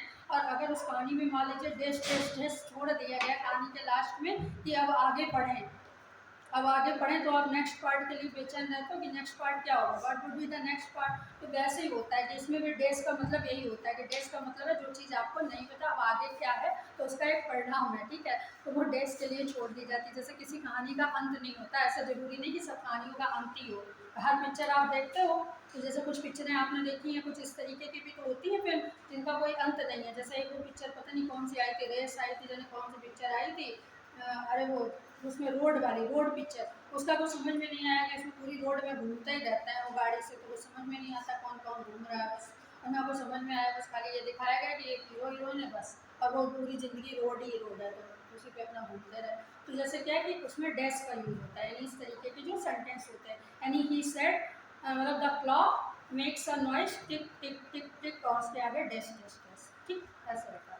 नेक्स्ट है कभी कभी कॉलन का यूज़, ये कभी कभी डैश का यूज़ ये भी किया जाता है कि जब हम लोग किसी भी दो डेट को बताने के लिए भी डैश का यूज़ करते हैं, यानी टाइम को रिफ्लेक्ट करने के लिए। देखिएगा टाइम, यानी जैसे 1975 टू 1950, है ना, जब आप किसी 2 ईयर को रिफ्लेक्ट करते हो तब भी डैश का यूज़ करते हो। जैसे कोई भी दो हिस्टोरिकल डेट हो गई, किसी की डेट के बीच में अंतर बताने के लिए तब भी आप डैश का यूज़ करते हो, है ना। जैसे 1900 मतलब 1990 से लेकर 2020 तक का समय, अगर उसको आप रिफ्लेक्ट करोगे तो डैश से ही रिफ्लेक्ट होगा। फिर नेक्स्ट है आपका, इसका प्रयोग क्या होता है, कभी कभी पहली और अंतिम संख्या की जो खत्म की हुई संख्या उनसे भी होता है, ठीक है। जैसे आपने मान लीजिए 19 लिख दिया है ना, नंबर्स में भी यूज करते हैं। अब 92 हमने इतना लिख दिया डैश से 100, आप समझ गए इसके आगे की 10 संख्याएं हैं 92 93, यही तो है। या तो असेंडिंग आर्डर में होगी या डिसेंडिंग में, ये मैथ की लैंग्वेज है बट है तो इंग्लिश में कि डैश का प्रयोग हम किस में करते हैं। जैसे मान लीजिए आपको इस तरीके के ऑप्शन दे दिए गए तब भी तो आप बता लोगे, मान लो अगर ये दे दिया गया,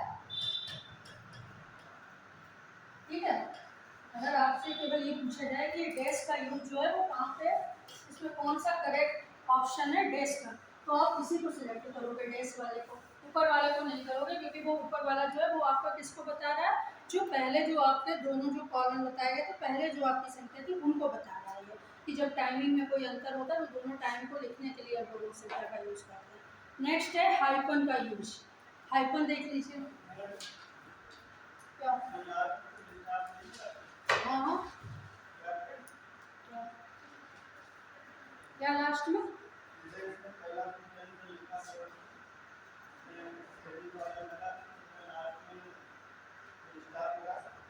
हाँ लास्ट में आप लगा सकते हो, सेंटेंस खत्म हो जाए वहाँ पर।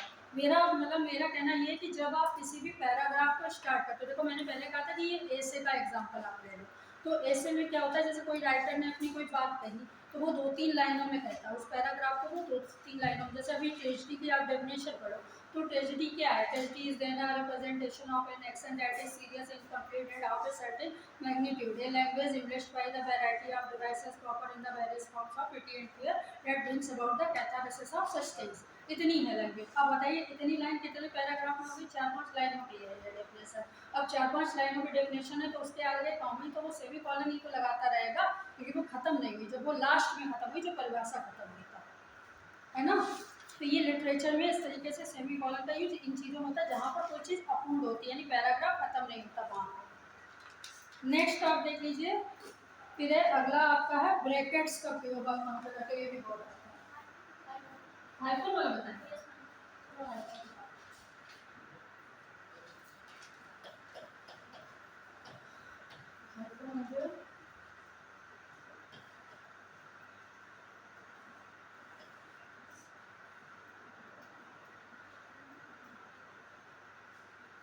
ये नीचे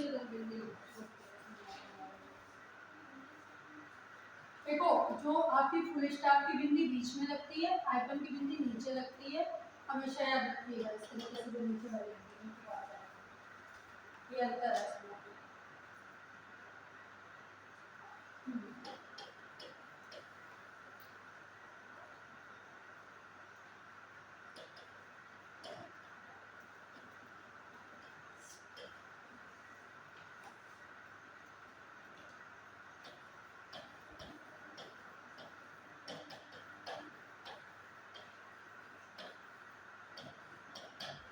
देखो हाइपन का यूज आपको बता दें कि वैसे सेंटेंस में बहुत ज़्यादा नहीं है, केवल इतना ही है इसका प्रयोग कि जैसे आपने जैसे कोई चीज़ कोई भी जैसे पूरी जैसे किसी को की और उसके आगे की लाइनें आपको छोड़नी है स्लेबल में, तो स्लेबल क्या होता है, स्पेलिंग होता है। जैसे वर्ड की फ्रैक्शन होता है, जैसे फिजिक्स है, फिजिक्स को आपने फ्रैक्शन किया यानी किसी वर्ड को आपने तोड़ा, फ्रैक्ट किया, तो उसमें हम लोग हाइपन का यूज करते हैं। जैसे मान लीजिए किसी की अगर उसकी स्पेलिंग को बताया जा रहा है कि इनकी, जैसे जब आप स्पेलिंग पढ़ोगे तब आपका हाइपन का प्रयोग इसमें पता चलेगा। या जैसे कोई लाइन, जैसे किसी ने कोई पैराग्राफ पूरा किया तो उसके आगे जो हाइपन की लाइनें छोड़ दी धीरे धीरे से, तो वो वाली लाइनों उनका प्रयोग है। तो यह देखिए जैसे फिजिक्स शब्द में फिजी के बाद में हाइपन दिए अगर दें तो फिजी के बाद और उसके बाद के अक्षरों को दूसरी पंक्ति में लिखें, यानी जैसे फिजिक्स शब्द को आपको फ्रैक्शन करना है, जैसे निमोनिया है तो निमोनिया की स्पेलिंग आपकी एन से शुरू होनी चाहिए कायदे में, और वो किससे शुरू होती है, पी से शुरू होती है। कुछ आपकी स्पेलिंग्स हैं या कुछ इस तरीके की चीज़ें हैं तो उनको हम लोग क्या कहते हैं, फ्रैक्ट करके देखते हैं। जैसे फिनोमिया आपकी तो फ्यूनोमिनिया ऐसे करके ही तो होता है, तो PHY अलग कर देते हैं, बाकी चीज़ें आपकी अलग कर देते हैं। तो वो जो PHY में जो अलग करते हैं वो हाइपन का चिन्ह लगाते हैं अगर उनको फ्रैक्शन करके पूछा जाए तो। ठीक है, जैसे कौन कौन से चीज़ होते हैं जिनमें हम लोग हाइपन का यूज़ करते हैं, आप देख लो। जैसे सेल्फ है, कंट्रोल,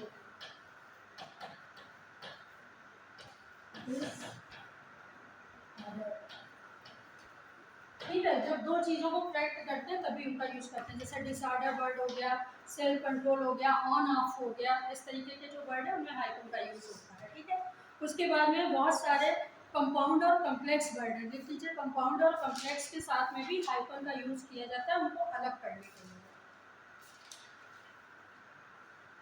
जैसे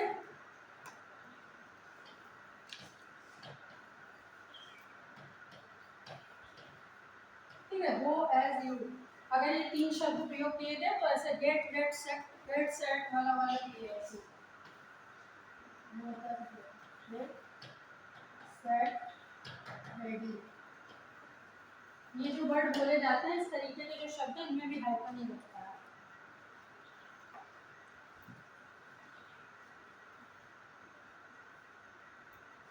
देखिए ये इसमें स्लेबल का मतलब ये है जैसे कि जैसे कोई बच्चा है, मान लीजिए अगर कोई बच्चे को आप कोई लैंग्वेज जैसे बताते हो, फॉर एग्जाम्पल किसी बच्चे को आप कुछ समझाते हो तो आप उसको शब्दों को फ्रैक्ट करके समझाते हो, आप उनको अलग कर देते हो। तो बच्चे के सामने जो लैंग्वेज बोली जाती है तो आप तुतला के तो बताते हो, जैसे मान लीजिए अभी आप एक पोएम सिखा रहे हो किसी बच्चे को तो आप उसको अलग अलग करके ही सिखाओगे कि अगर उसको अलग अलग है तो जॉनी जॉनी यस पापा, तो वो धीमे धीमे बोलता है ना।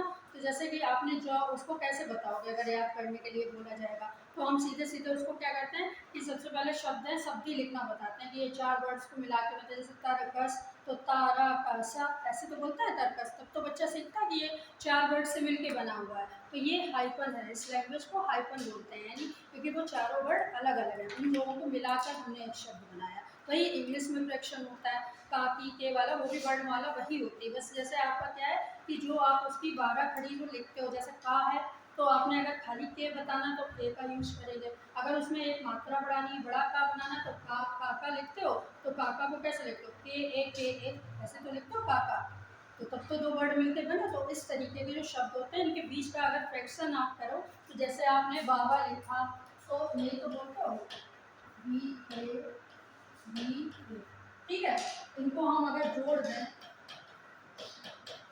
तो क्या बना, बाबा तो बना। तो ये जो जोड़ने वाली जो लैंग्वेज है ऊपर के उसमें हाइपन का यूज होता है। फिर है ब्रैकेट्स का यूज, ठीक है, हाइपन का कम होता है, ब्रैकेट्स का देख लीजिए वो सबसे ज्यादा होता है।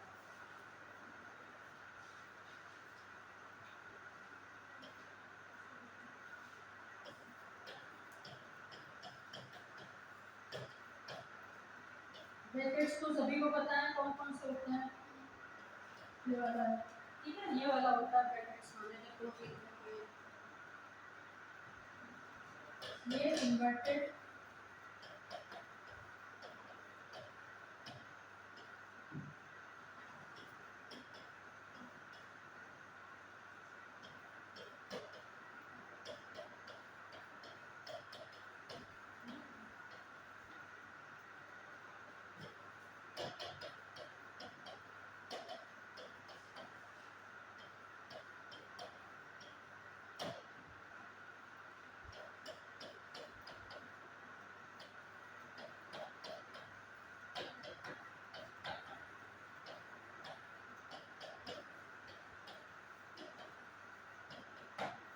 सबसे पहले ये देख लीजिए कि ये किससे शुरू होता है, इन्वर्टेड कॉमा की जितनी भी स्पीच होती है उनके साथ शुरू होता है, उसको भी आप ब्रैकेट में ही यूज़ करते हो। कोई भी स्पीच होती है डायरेक्ट से इनडायरेक्ट बनाते समय तो आप ब्रैकेट का यूज़ करते हो उसको बंद करने के लिए, ठीक है।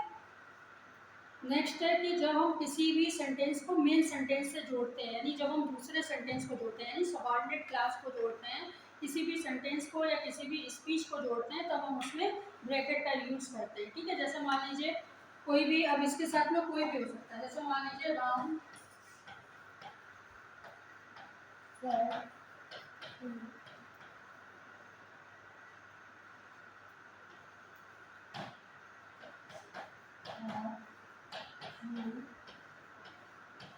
ओके, ठीक है। तो ये सेंटेंस है आर यू ओके, तो ये भी इन्वर्टेड कॉमा में ही पूछा जाएगा।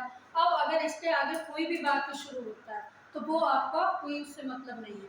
जो आपका ये सेंटेंस जो इस तरीके के होते हैं, जो क्वेश्चन से शुरू होते हैं, they are enclosed in bracket, यानी वो ब्रैकेट में यूज किया जाता है।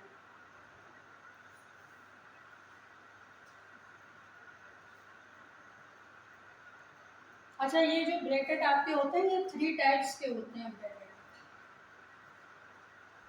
ये वाला नोट कर लिया इसमें,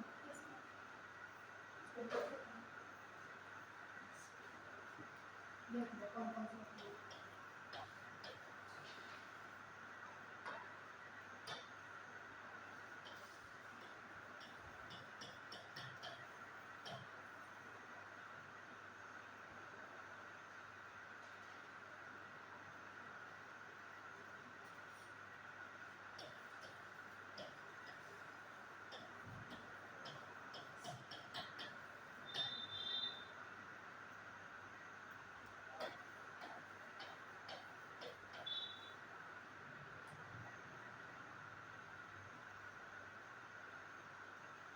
देखो राउंड ब्रैकेट तो ये हो गया, स्क्वायर ब्रैकेट आपका जो हो गया वो कहीं कहीं ऐसे है। और जो आपका ये वाला जो ब्रैकेट हुआ है ये वाला है।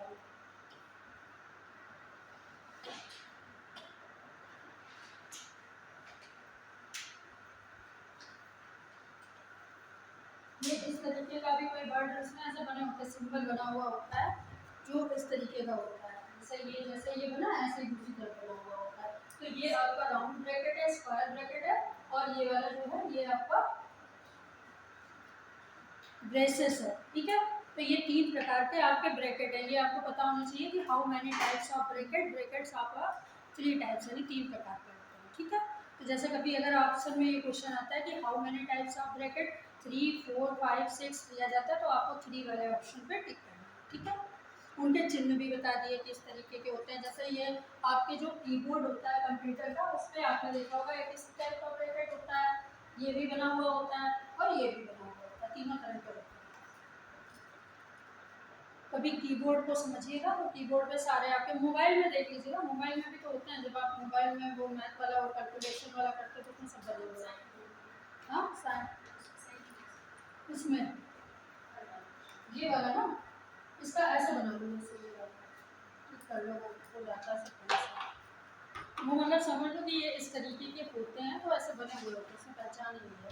फिर देखिए क्या होता है कि जो राउंड ब्रैकेट्स में मतलब किस में हम यूज करते हैं, जब हम किसी में कुछ जोड़ते हैं, यानी किसी चीज़ में, जैसे मान लीजिए he asked me are you angry, तो आर यू एंग्री यानी जुड़ा हुआ है, तो उसको हम किस में करते हैं, राउंड ब्रैकेट में यूज़ करते हैं, यानी जो क्वेश्चन वाले जितने भी वाक्य हैं वो आपके राउंड ब्रैकेट में यूज़ होते हैं। इसके बाद में नेक्स्ट है आपका जो स्क्वायर ब्रैकेट, यानी स्क्वायर ब्रैकेट का मतलब जब कोई राइटर अपनी तरफ से कुछ जोड़ता है तो उसमें स्क्वायर ब्रैकेट का यूज़ करता है। जैसे मान लीजिए उसने ये जोड़ा, कोई भी आप सेंटेंस ले ले,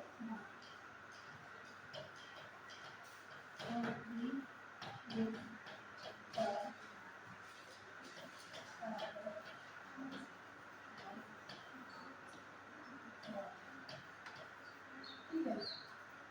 अब उसने ये चीज़ किसी राइटर ने बीच में यूज की तो ये वाले ब्रैकेट का यूज होगा, स्क्वायर वाले ब्रैकेट का, ठीक है। नेक्स्ट है आपका कि ब्रेसेस का यूज कब होता है, जब मैथमेटिक्स या टेक्निकल राइटिंग होती है, ठीक है। ब्रेसेस का यूज जो होता है वो आपका मैथमेटिक्स में होता है और टेक्निकल में होता है,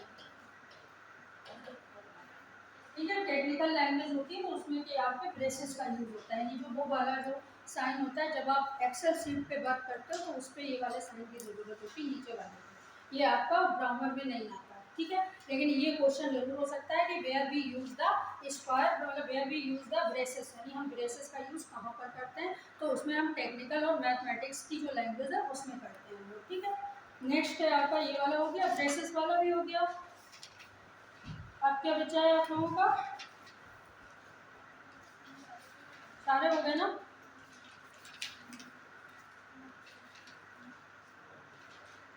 कॉमा भी हो गया ना, और ये एक्सक्लेमेशन भी हो गया, क्वेश्चन भी हो गया, है ना, सारे हो गए। तो ये सारे जितने भी थे they are the use of आपके पंचुएशन, यानी सारे ही पंचुएशन मार्क्स के यूज है, ठीक है। एक्सरसाइज पे आ जाइए आप लोग।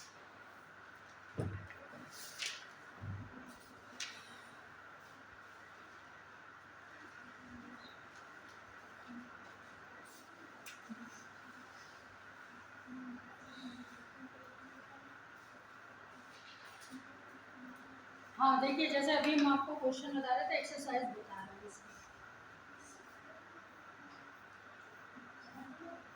अब इसकी मिक्स एक्सरसाइज है, वो नोट करें।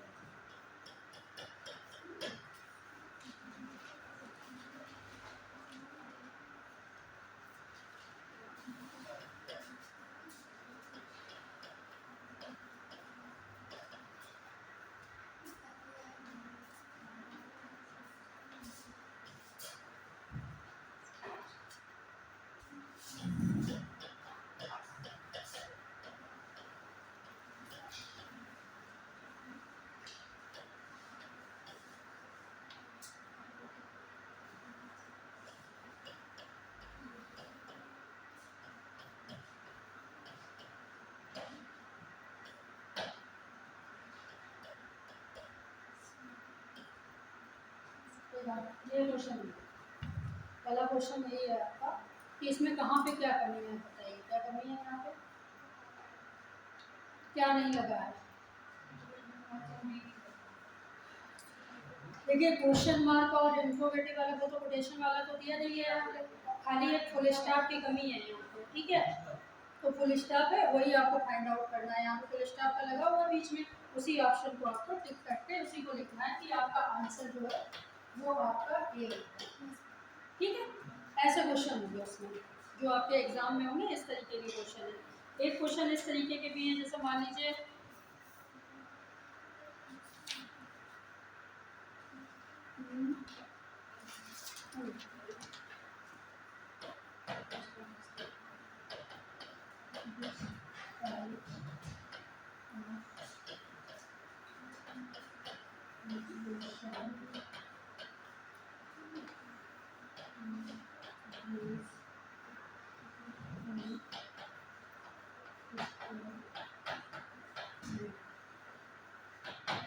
ठीक है। अभी ये सेंटेंस है, इसका हमने लिख लिया कि कौन से हम लोग मतलब पंक्चुएशन का यूज करते हैं, ठीक है। अब हमने मान लीजिए ये दे दिया, ये बी में दे दिया, दे दिया, बी में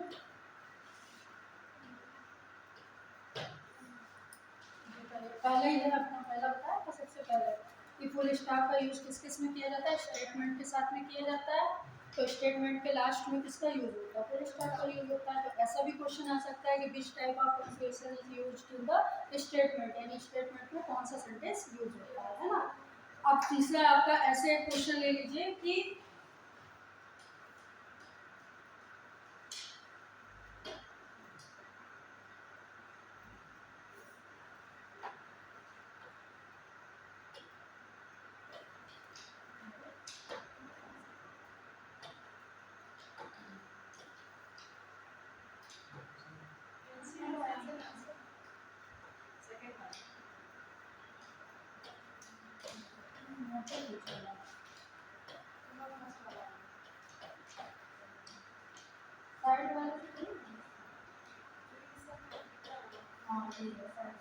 देखिए वर्ड भी यूज इन, इसमें हम किस चीज का प्रयोग करते हैं,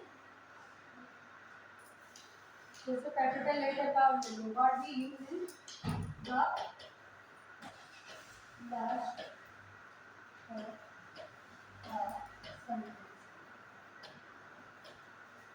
ठीक है। अगर हमने मान लीजिए लिखा है कि what we use in the last of the sentence, उसमें भी हमने 4 ऑप्शन आपको दे दिए कि मतलब फुल स्टॉप यूज करते हैं कि क्वेश्चन करते हैं, तो क्या होता है, तो लास्ट में क्या यूज करते हैं, फुल स्टॉप का यूज करते हैं, ठीक है।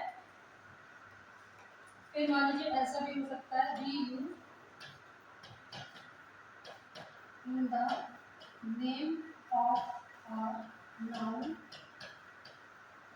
और प्रोनाउन। पहला आपका हो गया कैपिटल लेटर,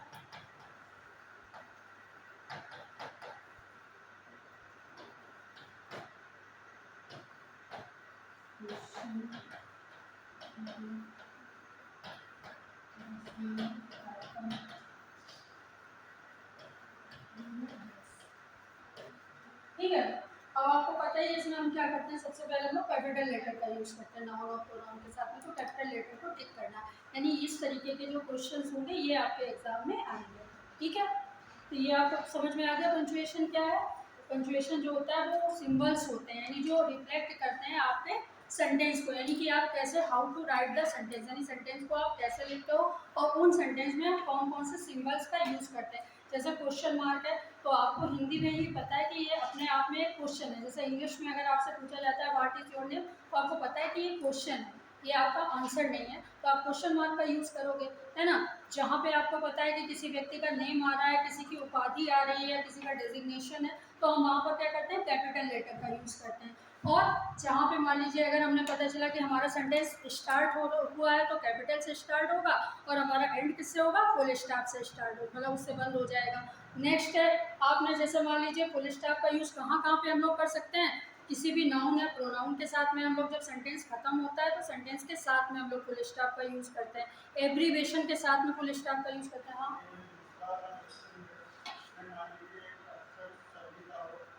क्या, सभी का ऑप्शन नहीं होता, क्योंकि एक बात बताओ, जैसे जो पेपर बनाते हैं लोग, they are expert in making paper, कभी भी वो ऐसे क्वेश्चन नहीं होते और उन्हीं क्वेश्चन पे क्योरी भी हो जाती है। देखिए जो क्वेश्चन होते हैं उनके नंबर एक्स्ट्रा दे दिए जाते हैं आपके एग्जाम में, क्यों दिए जाते हैं वो नंबर, वो इसीलिए दिए जाते हैं कि आपने वहाँ पर सही क्वेरी की है, क्योंकि देखिए पेपर बनाने वाले से भी मिस्टेक हो सकती है, ऐसा नहीं हम कह सकते। जैसे कभी कभी हमारे आंसर क्या होता है कि जैसे ग्रामर है, आप ये सोचो कि कोई भी व्यक्ति है कि nobody is perfect in the, अगर कोई एनी सब्जेक्ट, यानी कोई भी किसी का विद्वान नहीं होता। मान लीजिए जैसे अभी हम मान लीजिए ये पेपर बना रहे हैं, हो सकता है कि पेपर बनाते समय हमने मान लीजिए उसको नहीं ऑब्जर्व किया, आपके हमने 2 ऑप्शन एक से कर दिए, कभी कभी 2 ऐसा होता है 2 आंसर एक से होते हैं पेपर में, और व्यक्ति लोग जो लोग सही कर देते फिर बाद में क्वेरी करते हैं उस पर जाके, तो फिर से इनफ हो जाता है ना। कभी भी ऐसा होगा ही नहीं, ग्रामर में ऐसा कभी नहीं होता, ग्रामर में कभी भी एक साथ 2 चीज़ें नहीं दी जाती। ये जो कोई भी जैसे पेपर बनाने वाले की मिस्टेक है, वैसे तो पूरी दुनिया में वोट डाला हो रहा है, सबको पकड़े नहीं जाते, तो हम नहीं कर सकते ना उस पर कुछ भी, है ना।